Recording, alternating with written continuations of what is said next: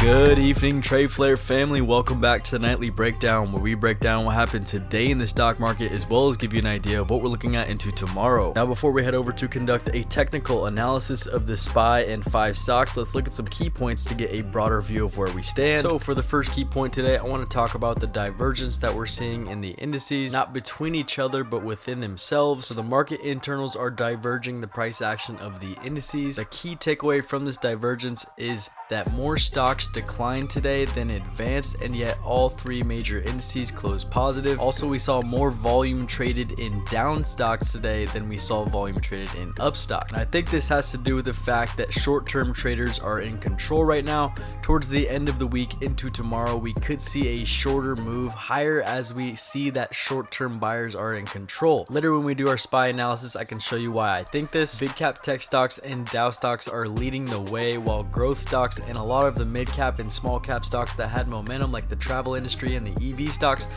they are selling off. And overall, we're seeing these big caps with a lot of weight pulling on the S&P and on the Dow and on the NASDAQ, while a lot of other stocks are declining. So keep in mind, this divergence is real with the internals and the indices, meaning the rest of the market is kind of selling off while the big caps are getting all of the weight. And that's what's really moving the S&P and all the major indices right now. Overall, I'm really watching that NASDAQ divergence. Overall, the NASDAQ's been hot and it could probably take a break, but at the same time, yields keep going lower, and that's diverging with the big cap tech stocks. So if you see TLT go higher, that means yields are going lower, and that means you'll probably see tech stocks keep going. Now to the next key point, which is gold and crypto. And like we had mentioned in the weekly watch list, gold and crypto are known to be hedges against inflation, bad policy, or whenever there's just confusion in the market. And like we also mentioned, small cap and mid cap growth stocks have been selling off. This is because of the move on yields that has been continued into today. When the 10-year went below 1.45, it indicated to investors, that's a key number, it indicated to investors that economic recovery was slowing.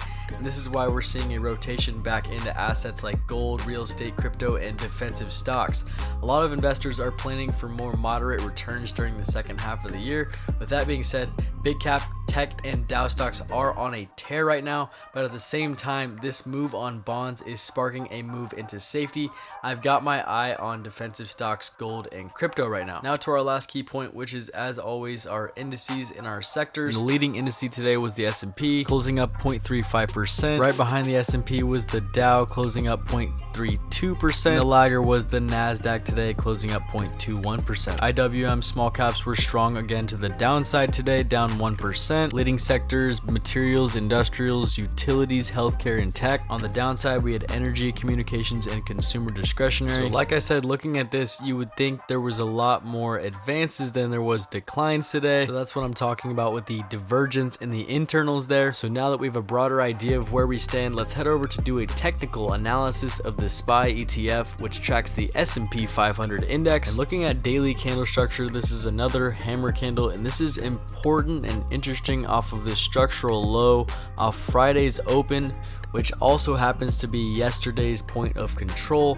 And that's right where a short-term trader support would be. So yeah, this is what is telling me that short-term traders or short-term bulls are in control right now. So as it stands, I think we could go a little bit higher, maybe looking for a short-term trade up to 436. But at this level, it doesn't look like anybody's initiating new longs. Big tech's kind of looking a little bit overheated. So we're going to continue to look at this 3165 support level. So now that we have an idea where our SPY sits, let's dive into our watch list, starting off with Verizon. As you probably know, Verizon's a slow mover, but T-Mobile is moving, and CNBC was hyping up Verizon today. For investment sake, I like the fact that Verizon has sold out of its media assets, focusing on growth in 5G, while its largest competitor has instead taken on more media responsibility. AT&T has recently merged its media assets with Discover to create a new streaming service. I'm bullish on Verizon's 5G dedication and dominance at this point. They said they're seeing more users of 5G as people are going back into the cities, especially stadiums. Another thing that's been overlooked is the partnership with Amazon and Microsoft that happened in October. October, and it provides another growth opportunity for them. And honestly, I would consider this a defensive stock. Investors definitely invest in Verizon for the sense of safety. It pays a really nice dividend. But at this point, I think they're honestly offering a little bit of growth opportunity. And looking at price action, we've got a long-bodied green candle here with decent sized lower wick, supported by volume, and this is right at the structural lows from April. So the solid green volume is very convincing, as well as the fact that it's breaking out of this falling wedge on the daily.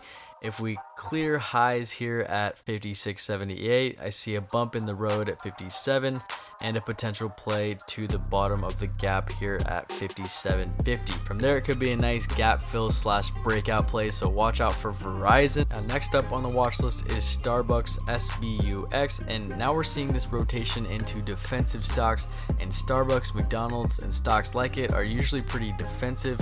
Starbucks has been running up the past few days after breaking out of this bullish pennant. I do think it has some more gas in the tank. My first target would be all-time highs at 119, and if this pattern breaks out and earnings get a lot of excitement, we could shoot up to 130, 140. That could be a realistic end of the year target. So keeping my eye on Starbucks. Next up on the watch list is McDonald's, and this is another defensive stock, and this one is showing me a bullish engulfing on the daily, breaking above both of our moving averages, and there is a lot of earnings hype over McDonald's. We do have solid volume here, and we could also say we closed in the upper third of this range here, and I wouldn't be surprised to see us back up at the top of the range at 238 fairly quickly after today's close.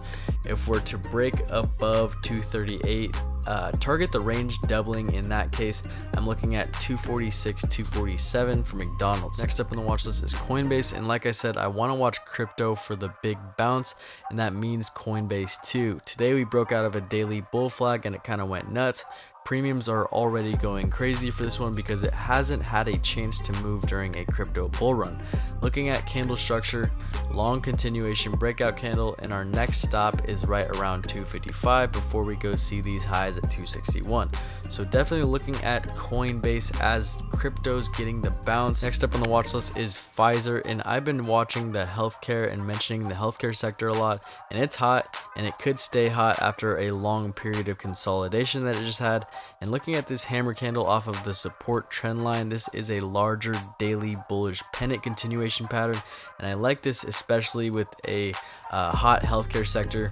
Pfizer is effective against the Delta variant, so that could have some catalyst movement. With Pfizer not being really a big mover, I'm going to be looking at the in-the-money contracts. I like the in-the-money contracts for August right now. I think those could be nice, so keep your eye out on Pfizer. And that wraps up tonight's nightly breakdown. If you enjoyed the video, if you gained value, or if you learned something, make sure you hit the like button, and don't forget to subscribe so you can get notified whenever we post any live or educational content. If you're looking to join our team and be surrounded and motivated by our online community of traders and investors, as well as gain access to trade signals that let you know whenever we make a trade, check out the link in the description below to join our Discord, gain full access by upgrading to TradeFlare Pro, get half off your first month using the discount code TFPRO2021. But don't be mistaken, we are not financial advisors, and none of this is a recommendation. The stock market is risky and you could lose money, so use the information inside these videos at your sole discretion.